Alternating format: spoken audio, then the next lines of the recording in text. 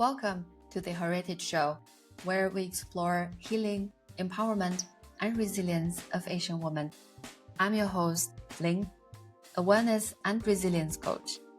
In each episode, I chat with an amazing woman who's conquering challenges, embracing her unique identities, and live life on her own terms. Get ready for inspiring stories, laughs, and powerful aha moments. So grab your favorite drink, get cozy, and let's dive in. Today, we're joined by an amazing guest, Amie. Born in Taiwan and raised in Los Angeles, Amie's life has been full of creativity and adventure. She studied in Italy, became an art director in New York City, and lived in cities all over the world. Now living in Berlin, Amie has switched from her successful design career to focus on making art and helping others. During the pandemic, she started a company called The Cool Auntie, which supports child-free women over 40 years old in finding purpose and rediscovering their passions. With her background in psychology, graphic design, and international experience, Amie brings a unique view on life, creativity, and personal growth. So let's hear about her amazing journey. Hello, Amie. Welcome to the Heritage Show. I'm so excited to have you here. And congratulations for the recent launch on the Cool Auntie and so many other exciting projects.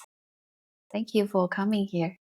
Thank you, Lynn. It's my pleasure and honor to be here today. I'm so excited to talk to you. Cool.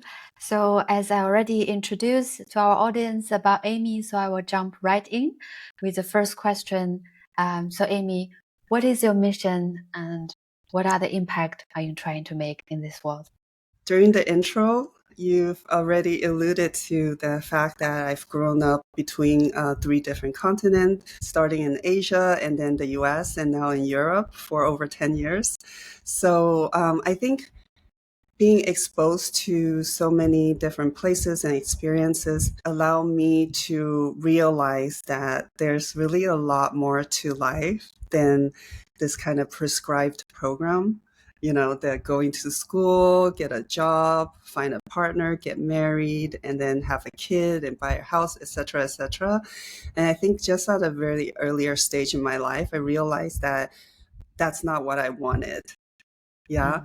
And also the woman in my life. And I feel like a lot of them, including my own mother, might have not chosen the path that she's on if she had the option to, and I think we live in a different generation that afford us a lot more choices than the previous generations. And also the fact that society label women who didn't take the program, you know what I mean? Like as like leftover women, or in the UK, they call them spinsters.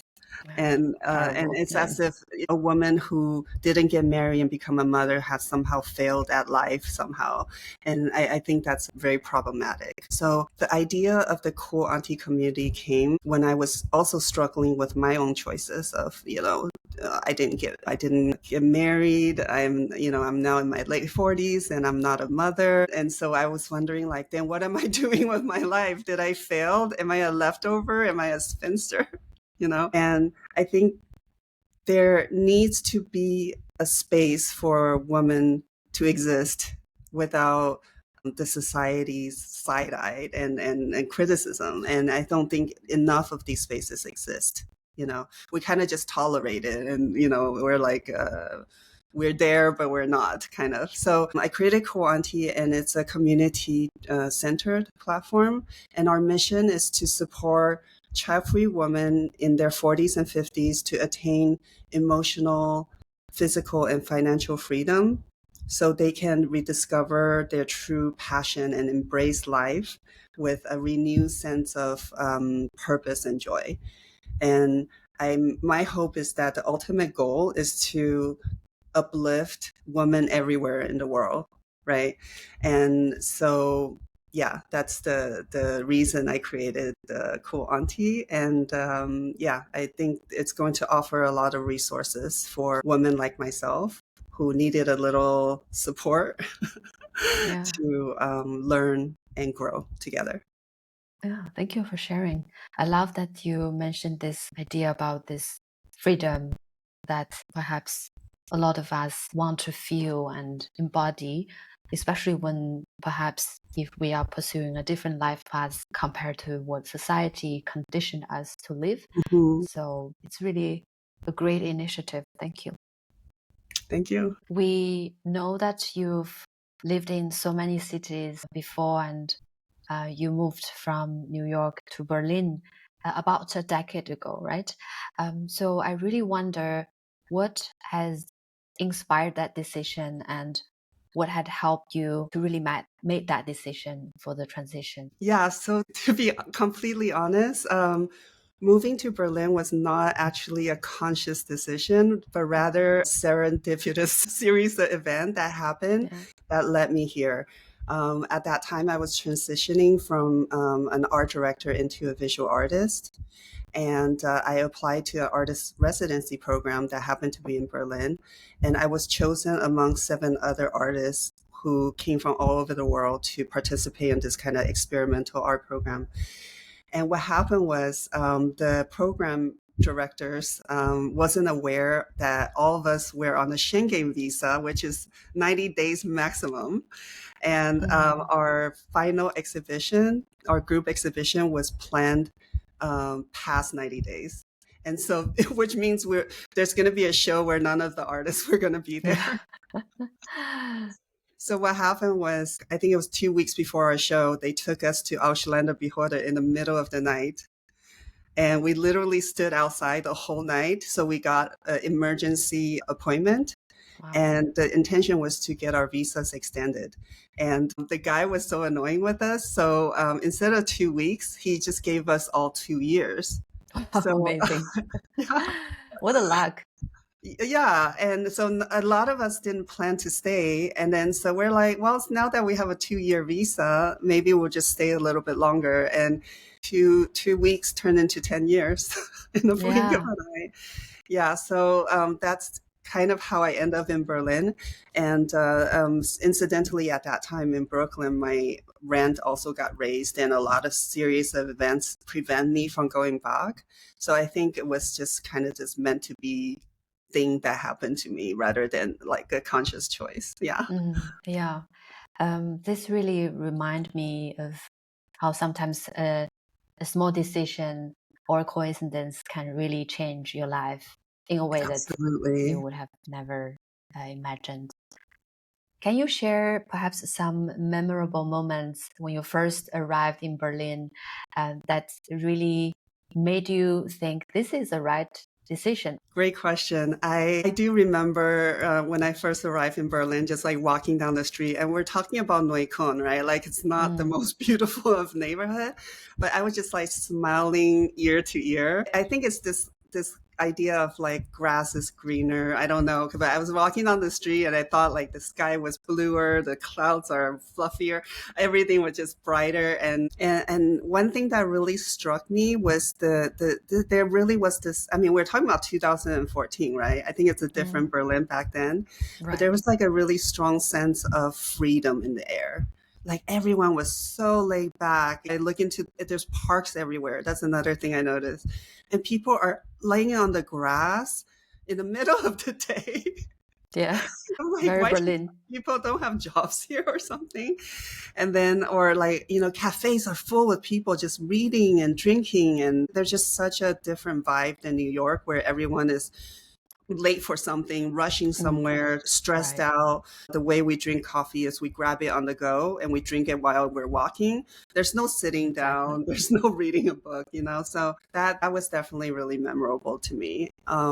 Another thing that was really memorable to me as an artist is that there were so many storefronts that were just vacant at that time. And, this is the era famously where the mayor said, like, Berlin is poor but sexy. But, Yeah. and there's so many programs that subsidize artists. So I see signage where you can apply for an empty store and do an exhibition there. There's just so many things available to people to be creative, and it's not to make a profit. And that was really like, what, in New York, even a tiny little parking spot costs you thousands, in rental a year. And now you have this whole shop where you're like, nobody's using it. So why don't artists make something of it? And that was really also a big eye opener for me. Yeah, interesting.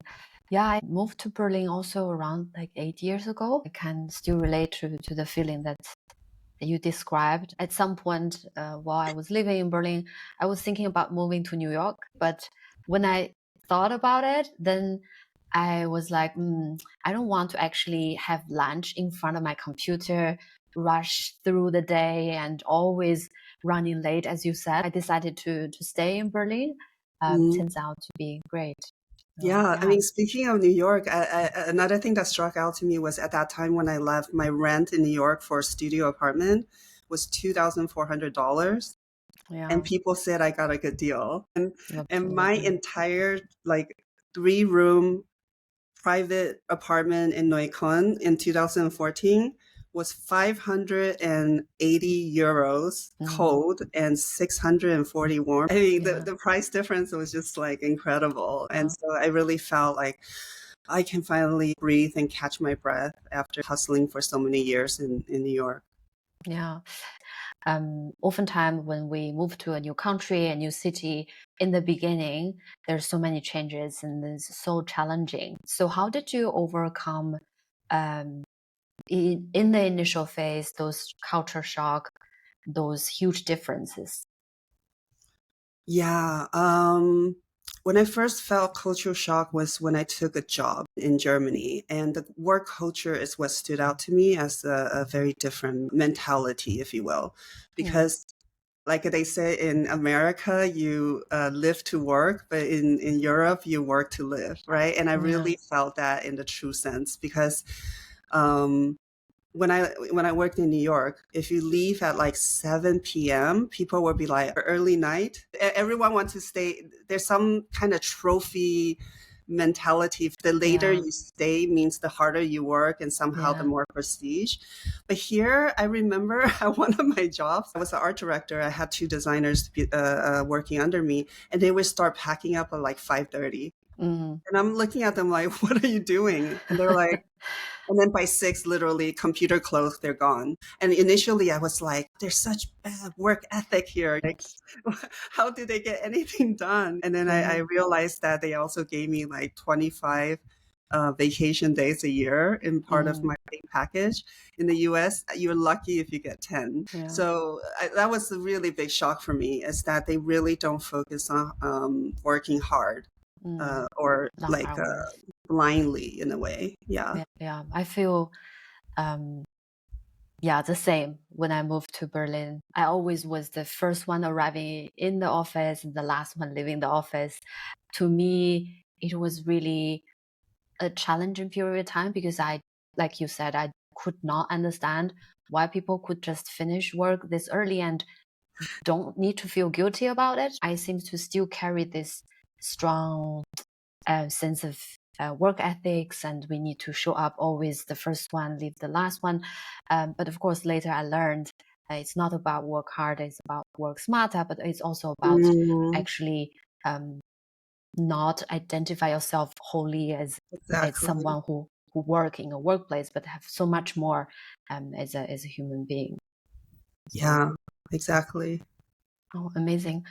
So with your Asian heritage, your upbringing in US, and your experience living in Europe, how this unique mix impacted your identity, and where do you feel the home is?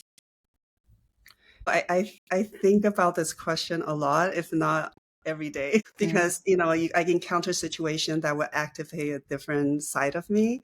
And then I sometimes even consciously feel like, oh, I'm dealing with this in a very Asian way, or I'm being so American right now, this kind of thing. But you know what's funny is when I first moved to Berlin, I kept telling people, you can take a girl out of New York, but you can't take the New York out of the girl. So I think when I first arrived in Berlin, there was like a chip on my shoulder, and I kept identifying as this like strong, fierce New Yorker because I was adapting, I was adjusting. And the truth is, I kind of feel like I don't belong anywhere, but I also fit in everywhere. Does that Mm. make sense? Like there's no Yeah. sense of like deep belonging in any particular place, but I can go anywhere and be at home. There's Mm. not adjustment curve for me just because I've been exposed to so much and I've traveled so much. So it's a kind of paradox, but it's also very interesting for me because when I go to Taiwan, I feel like a foreigner. And then when I go to the US, I never felt American fully, you know? Mm. And then, I mean, I think I'm almost strangely more comfortable in Berlin because in Berlin, I'm very obviously a foreigner. Yeah. So I don't seek that like to blend in or anything like that Mm. because I'll never be German and I'm not Yeah. born here or I didn't grow up here. So in a way, I actually feel more comfortable being here because my identity is therefore in contrast more clear. Yeah. Mm. So, in terms of where I feel most belonging, I think like when I think about these three, like the triculture that I was brought up with, it all comes down to values, right? For example, I'm Asian in the sense that like I'm respectful to the elders, I'm kind of practical, I'm very polite, and I'm humble. I'm Yeah. not like driven egotistically. But I think I'm American in the sense that I'm very ambitious. I want to There's a do something. hustle. I want to, Yeah. yeah, hustle. I Yeah. think like I get really bored when I'm not doing or making a project. I'm Mm. always working on something. I'm American in the sense that I am friendly. I'm open. I can talk to a stranger and I can blend in a lot of ways. I don't have this like big wall or distance between. Europe taught me how to kind of enjoy life. I think there's the appreciation for aesthetics, right? Yeah. Going to the museums to just, look at something beautiful, Mm. Slow Um, down. yeah, yeah, and this like pursuit of la dolce vita, right? Like Mm. this like sweet life. In a way, Yeah. like it's also like hedonism. It's It's like pleasure to the body, pleasure to the senses, and yeah. So I think I gain a lot of things from each of my time spent in each of these cultures. It's also a really beautiful way to kind of like find a balance, right? I think mm. everywhere you go, there's going to be merits and there's going to be, some disadvantage or, their faults or flaws. But it's like being able to identify these merits and kind of like, balance them together and Yeah. be able to understand what works for you also. And I Mm. don't take it for granted. I think I'm, extremely lucky in the sense that I can legally reside in three continents. I know I'm very lucky. But in terms of like where I ultimately find belonging, I do have to say recently I have been thinking a lot about this concept of like fallen leaves, like 落叶归根. Mm. Yeah. Like Yeah. Chinese say like when the leaf that falls return to the root, Mm-hmm. and this has been resonating more and more for me. And so as I get older, I feel like there's a draw for me to go back to Asia to find my roots, and I feel more and more comfortable there. And I mean, just to be honest, in recent years, I just find like people are nicer, the food tastes better, and then Yeah. the healthcare system in Taiwan is so superior that I think if I'm an old person, I would really Wow. want to be there. Yeah. I loved everything you've just said. Especially on the first point when you mentioned about all this adaptability, right? As also science have shown that as people living abroad like us, it really help us to cultivate this sense of flexibility, adaptability, creative thinking, and really there is a kind of this, like you said, wherever you go, you feel home, and you can Hmm. always bring out the value and have different representation of those culture elements that you embody. And the second part I really love you said about 落叶归根, going back to the roots. Actually, that's Hmm. why I am launching this podcast. Is also my attempt to reconnect with my roots, with people that I have shared the similar heritage and background and culture. So yeah, Thank you for sharing. This really is very touching for me. As we're talking about your various experience living in different continents and countries, so how those experiences have shaped your artistic pursuit? So, as you know, as an Asian, there's no such thing as pursuing an art career, right? Like Right. art is not really perceived as a legitimate, career path. Career. So that was really difficult growing up. And, even in the US, like there's some more leniency toward that. What's funny is I assume my parents don't want me to pursue art. So I went to UCLA and studied psychology instead. Mm-hmm. But You later didn't ask? on, I just assumed it wasn't an Okay. option. It's not like they encouraged it. Yeah. But I just did what an immigrant child's duty is to do: pursue something that, in a good school that is, some kind of medicine or law or accountant. All the Yeah. qualified Typical path. career path for an Asian person. Yeah. And not until later I realized that actually they didn't really oppose it. So there was an internal struggle I had. But coming to Berlin really was this, or still is perhaps, a playground for artists and creative people. I Yeah. always joke that if you throw a rock in Berlin, you probably hit an artist or a musician, or Right. so many people doing that here. However, I think it's also because it's so saturated and there's not a lot of money in Berlin. And at that time, I think it's changing. I do have to say it's changing. But at that time, so a lot of artists just, end up moving somewhere else to pursue or just give up Right. altogether. But for me personally, I think I wish I had the realization that I can be anything and do anything I want, and not waste so much time in agonizing into what would other people think, and how does me as an Asian look if I tell people I'm an artist. And there's still a lot of stigma and self-imposed stigma, if you will. And now I realize that I if I had known what I know today, I probably would have been more brave and actually take that path. But that being said, I was brave. I did, very pivot my career 10 years ago, and I don't regret. Yeah.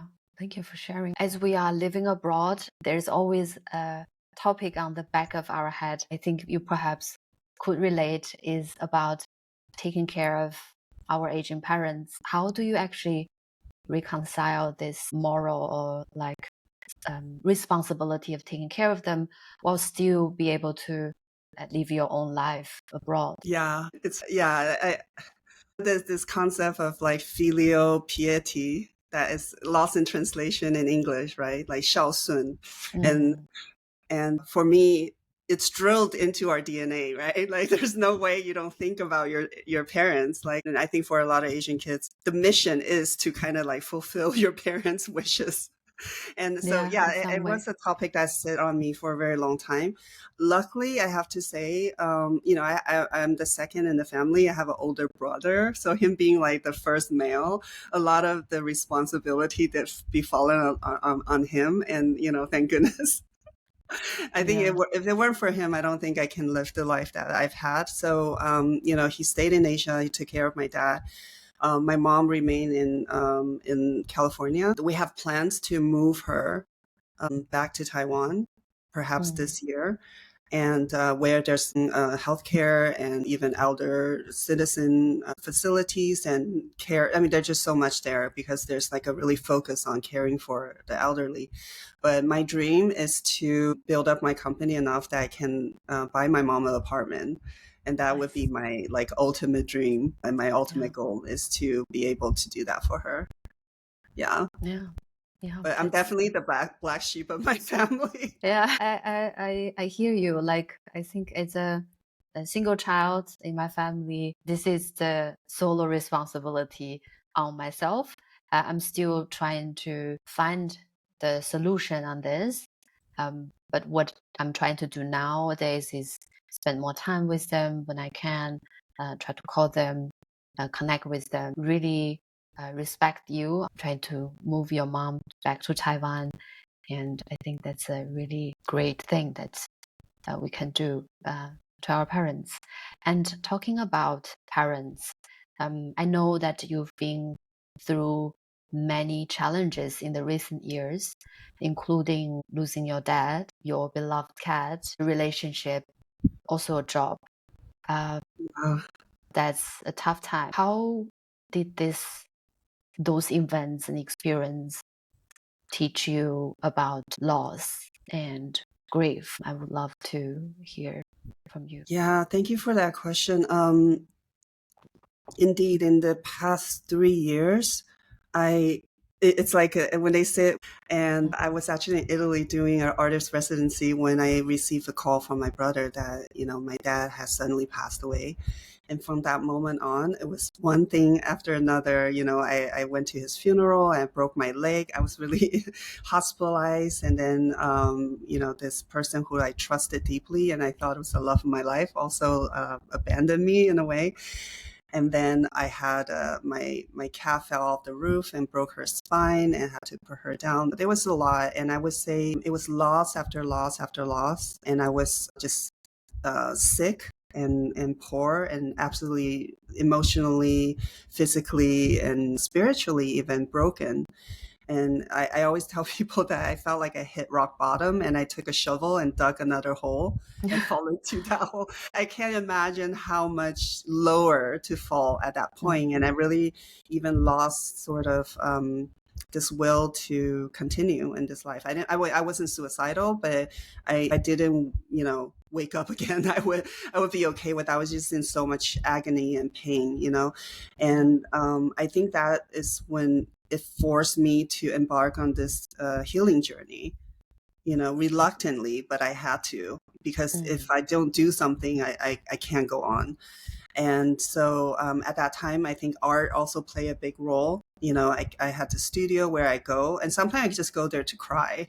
Sometimes I just go there and bawl my eyes out and it didn't make any art. But, just being in that environment. Safe place. Yeah, a safe place, exactly. And, even doing a little bit of doodle, and things start to get better. And then when it gets a little bit better, you find the next step. And so because of my background, I also try everything, right? From Eastern modality to Western modality to everything else in between. So from the East, of course, they did the yoga, meditation, Tai Chi, Qigong, Chinese medicine, chanting. I even did like ancestral healing and, this whole thing.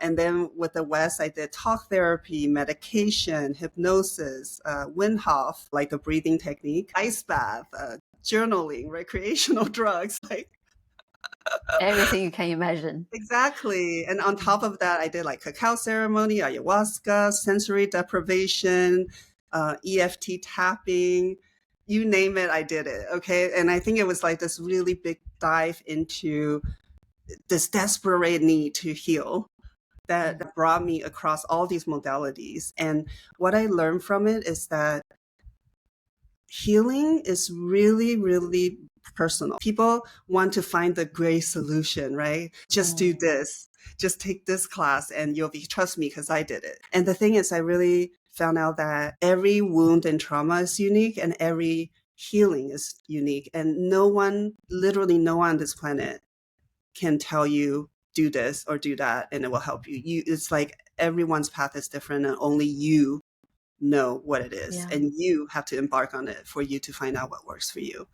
Absolutely. I took a little bit, I think everything helped collectively, everything helped a little bit in its own way. For me personally, I find meditation, journaling, like the quiet stuff, not the very active stuff, right? Yeah. Like the quiet stuff, meditation, I take myself out for a date every week where I'm doing something on my own without anybody else. I do a lot of journaling. I have a lot of journaling technique, which these are modalities I try to also teach in my Cool Auntie platform. But I think these are the few things that really got me out of the deep, dark hole. And then built on top of that, I did a lot of like self-development courses. And that is, once you get out of the hole and you kind of have a vision of the path you want to travel on, then how to be resourceful to get those things that you need to keep walking on that path. Yeah, I'm still on the journey. I'm not like completely healed, but I think a lot of times the blessing, it's like a blessing in disguise when you hit rock Yeah. bottom, because Yeah, I think I'm at a absolutely. much better place than it would have been even before my dad passed. Yeah, So beautiful. Thank you. I see so many goals that in the insight that you've shared. You actually answered my next question about the practice that work for you in terms of healing and self-care. I definitely agree with you. The healing is a very deeply personal journey, and it's also a long journey. It perhaps could be a lifelong journey. I think we need to give ourselves grace and time for that process. I really loved that idea that you brought up about take yourself out for a date. I love it because oftentimes we always think love, romantic love, and we need a partner. But how about taking ourselves out for a date? It's the ultimate expression of self love. So yeah, I absolutely. love that idea. And as we are talking about love, this is the topic I always want to discuss with anyone, and especially with you. You have practiced so many technique and explore different paths to heal, and you have experienced many loss, and how this experience has taught you about love, perhaps maybe even changed your idea and understanding of love. So yeah, so love was the reason I stayed in Berlin, and it might also be the reason I leave, because the reason I stayed partially was because I met this German guy, and we got along really well, and we started dating. And I have to say he was a really kind person, and he helped me out a lot, right? Like Mm. from opening a bank account to doing my amalgam, my taxes with Yeah, Elster, I'm Maldon. yeah, and he introduced me to Oktoberfest, my first Christmas market, and I even went as far as meeting the parents. But in the end, I think we all have, a lot of us have this like romantic notion of this like interracial relationship, right? That like Mm, if people from different backgrounds choose each other, then it must be true love. And yeah. I think um, there's a tendency to over romanticize interracial relationships, and I think we don't address the kind of like power dynamic that goes on in these relationships. And I think even till today, like this concept of Orientalism or yellow fever still exists. Like, Mm, like seeing Asian women as like this submissive or shy and demure creature that is there to serve, and then, we perceive like Western men as this like power status or like source of like income and wealth and stuff like that. I think having lived in Europe for so long and having dated so many people from all cultural backgrounds, mm, you very quickly realize that, this notion over romanticizing is really not based on facts. yeah. And yeah, so I think it led to a lot of disappointment. And so I think approaching love and dating, I think it's really healthy to see each other as individuals, right? A Right. person is not stereotypically packed up in this like cultural expectation of who they should Hmm. be. We should really approach them as a whole person with full faculties, with their personality, their quirks, and all this, and not coin them into a pigeonhole that feeds your own expectation, Yeah. right? Yeah. Yeah. Definitely. So that's what Yeah, I I totally agree with you. I think nowadays this dating culture, not only between the interracial relationship, but also in general, a lot of people, maybe even including us, have sometimes perhaps a tendency to put people in a box, could be a race or look, or could be some sort of neurodivergent conditions. So I totally agree with you that we have to see people as who they really are, and look at them as a human being with their strengths, with their flaws, and that's how can we really connect. Absolutely. Yeah. Now I would like to touch upon a bit of a perhaps sensitive topic for some people. As for me, I'm also approaching 40. I'm contemplating of having kids or not. It's always a back and forth decision that I cannot make up my mind. Could you perhaps share your thinking process on this topic? So yes, it is a sensitive topic, and I certainly don't have the authority to give advice. However, I can share with how I arrived on my personal decision of not having children. And to give you a little bit of background, my parents got married through matchmaking, and they were really young. My mom was only 24, and my dad was, I think, 30. And my mom was actually studying to become a ballerina, and my dad was a judo master, and he was hoping to go advance his career in Japan. So they both have this like personal pursuit, but because of this, earlier I mentioned this like program, right? This prescribed life, you're at this age, you must get married now. So they got matched together, and they got married really quickly after they met, and very quickly formed a family. So at a young age, when I saw them, I think they love us, me and my brother, of course, but I always have the sense of they lost something, they didn't go after what, they truly wanted to do in their hearts. And they made that sacrifice so they can do this, traditional route. And so for me, I think growing up, I always have in the back of my head, I don't want to choose a path that would prevent me from pursuing what my heart wants me to do. And if my heart wants me to get married and have children and meet the right person, I believe that's the right path, I will absolutely do it. I have nothing against that, But for me, having watched my parents gone through this path made me very cautious about, really prioritizing what my heart tells me to do. Personally, I just never had that calling, the motherhood calling. Yeah. There certainly were opportunities. I've dated several men who really want to be fathers, and I've been proposed to before. But I knew in my heart's heart, there's more that I want to accomplish in this life. So I didn't say yes to that. So I think in the end, you have to really ask yourself, what do you value the most? Right. And for a lot of people, without question, is having a family, have children. This is absolutely what my heart tells me to do. Then do it. Right.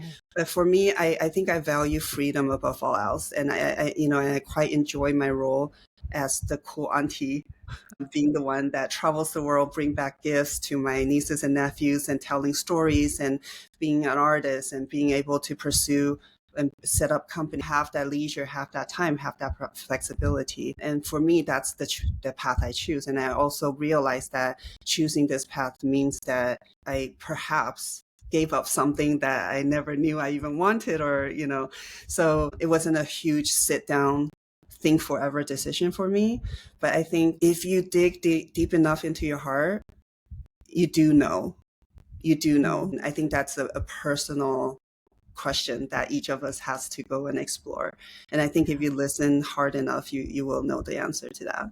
Yeah, I really agree with you on the point about be true and align with your value, right? I think Absolutely. this value alignment really so essential for all areas in our lives, and help us and guide us to make decision that is authentic and is truthful. So yeah, thank you for sharing your perspective.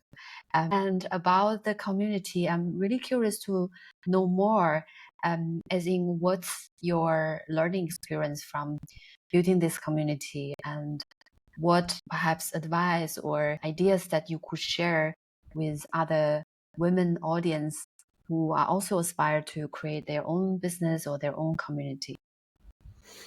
Yeah.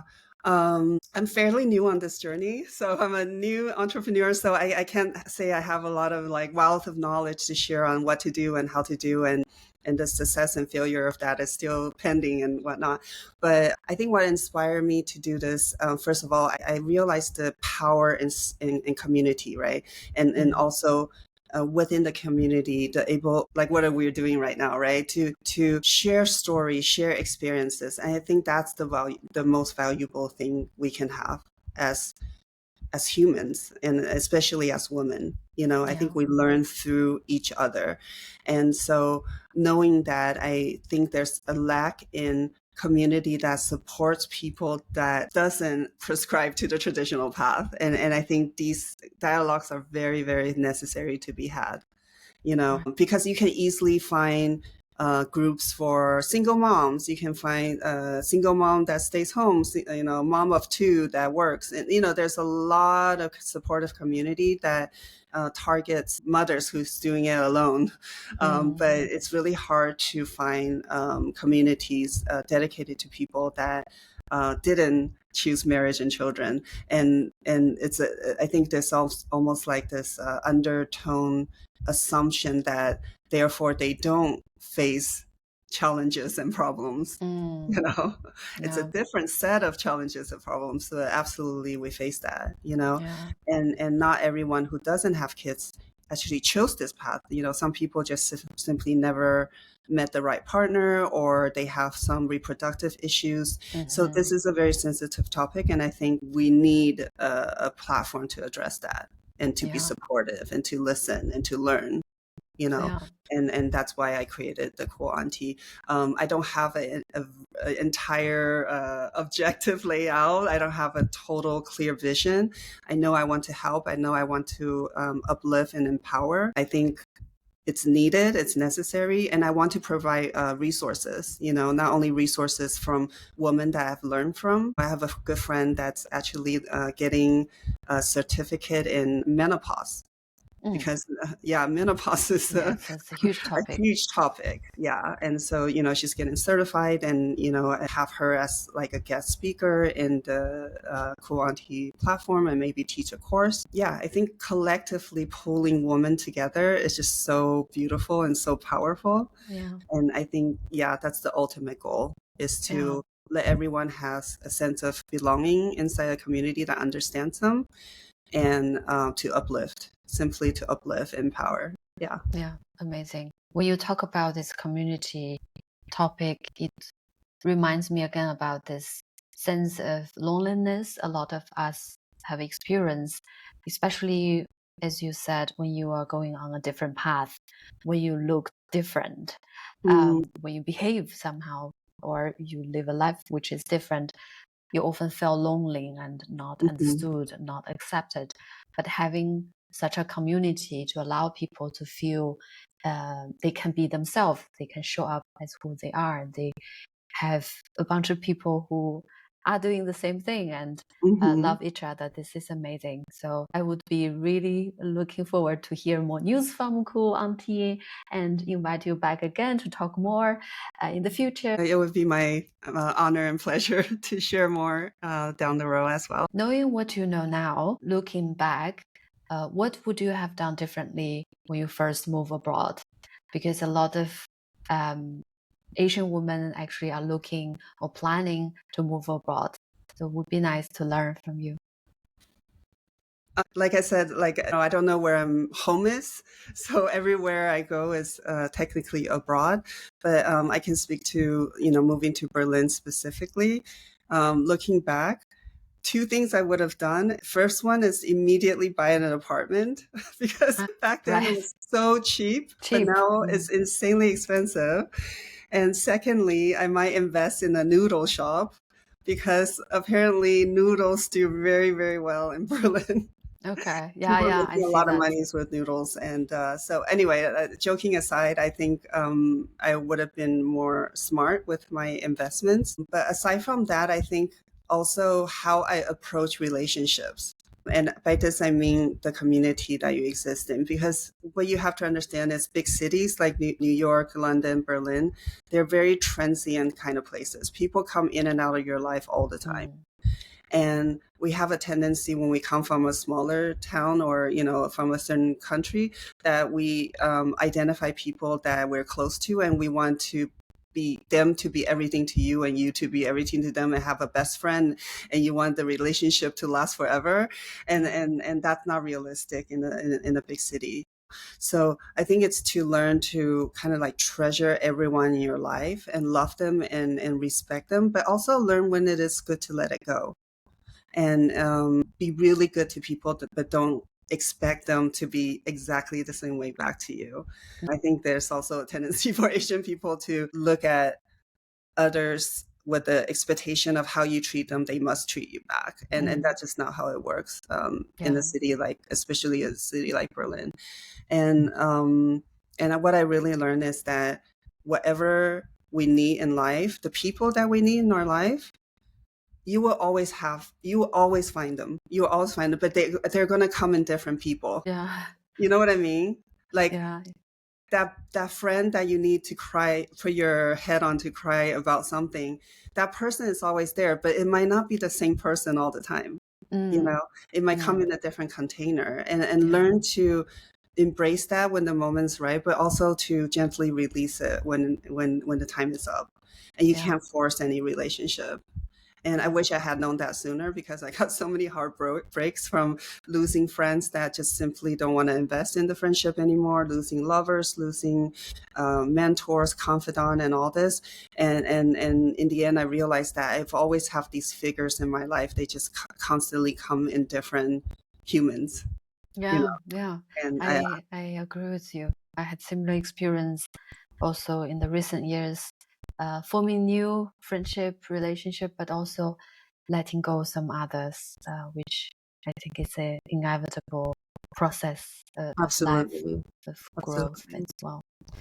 Cool. So looking at the future now, what are some of the exciting goals and projects do you have? So as you know, besides from founding Cool Auntie, I'm also a visual artist. And during COVID, I was suffering from my loss. I was healing, and I actually taught myself how to perform surgery. This idea came to me.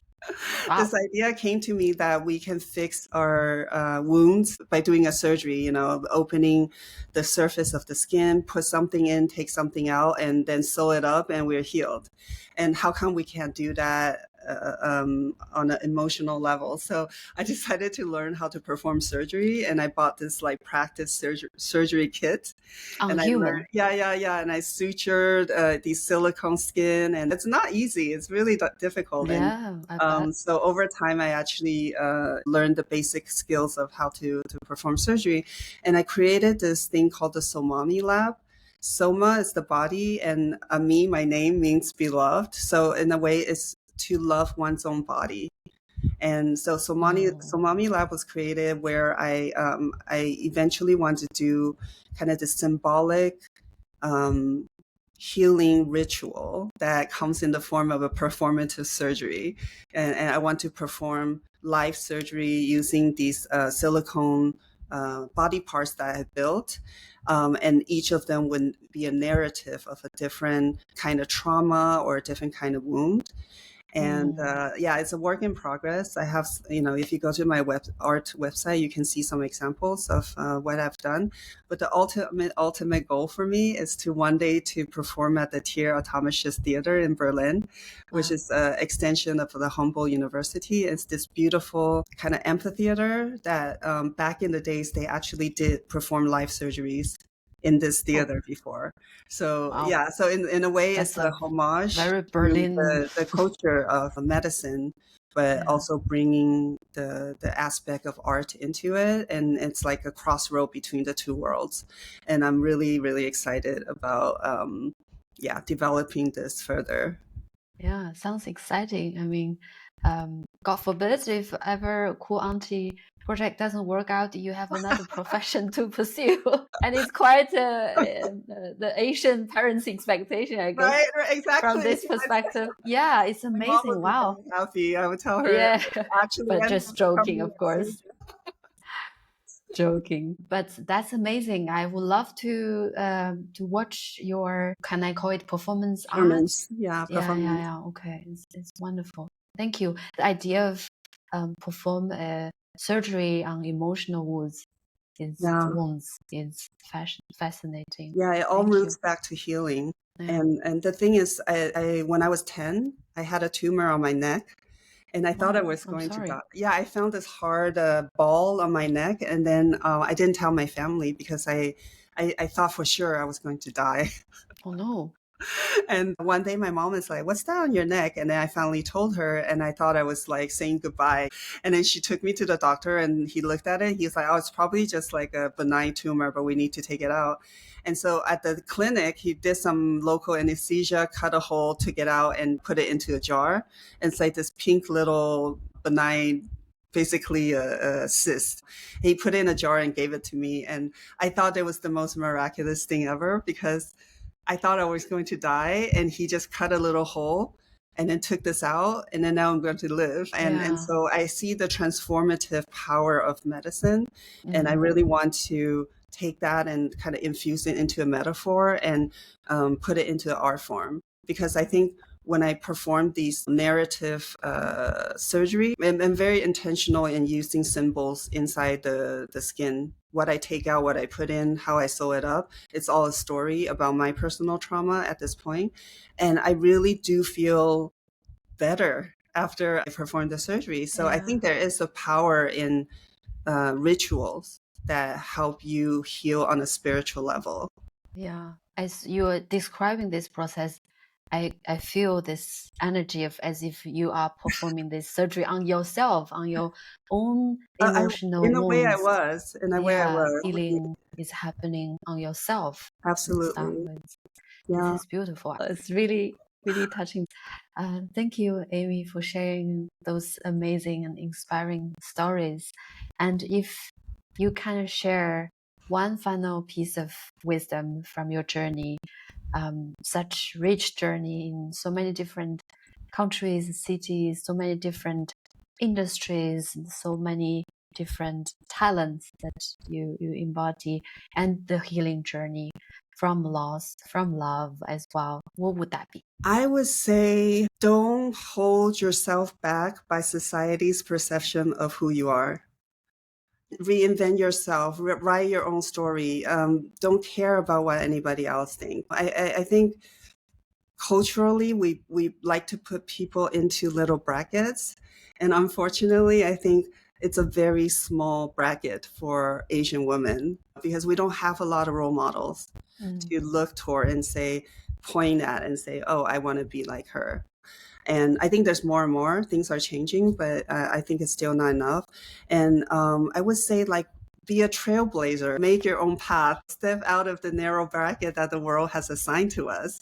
So many of us are like afraid to do something because you never saw someone else in your family do it, or someone who looked like you do something that you want to do. Yeah. And my advice would say, be the first, right? Why not be the Yeah, be first? the first. Break the mold, break the generational trauma, Yeah. be brave enough to change the script. And Yeah, and I think that would be my advice to everyone, is to write your own story bravely and to yeah, mark your own path and own it. I love it. I love it. I love the spirit, the courage. Let's be the first. Thank you Be the so much, first. Amy. You are. And with that, how can people find and connect with you? So professionally, you can find me on LinkedIn, but I'm also on Instagram as the cool auntie, and I also have my artist website, amielinart.com. Sounds good. I will leave all your contact Thank in the you. show notes. And it's truly amazing have this conversation with you, Amy. I've been so touched by all the stories and wisdom that you've shared. with me and the audience. And I would love to have you back to the podcast. And I can't wait to see what's coming up for you personally, also for the cool auntie community. And thank you so much for being here. It's really a pleasure. Thank you, Lynn. It's been a pleasure to be here and to share such an inspirational conversation with you. And I hope to come back again and have continue this dialogue. Yeah, wish you all the best. Thank you. Thank you. Thank you for listening to today's episode. If you enjoyed it, please take a moment to subscribe to my podcast and share with a friend of yours. Your support means a world to me and help more people discover this podcast. I'm your host, Ling. Remember, your stories is yours to write. Make it a masterpiece. Until next time, stay well.